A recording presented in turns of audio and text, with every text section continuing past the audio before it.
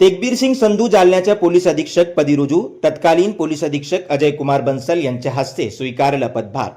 जालन्याचे नूतन पोलीस अधीक्षक म्हणून तेगबीर सिंग संधू यांनी आज अधिकृतपणे पदभार स्वीकारला आहे.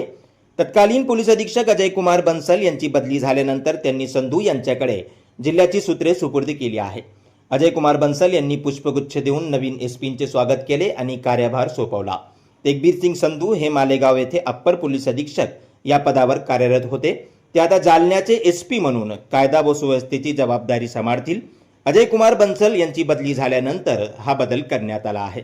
जिल्ह्यातील गुन्हेगारी नियंत्रण आणि शांतता राखण्याचे मोठे आवाहन आता नूतन पोलीस अधीक्षकांसमोर असणार आहे.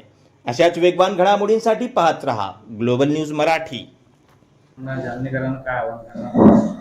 आज 3 मई 2026 मी जालना पोलीस अधीक्षकची जी पोस्ट आहेत ते ग्रहण केलेली आहेत.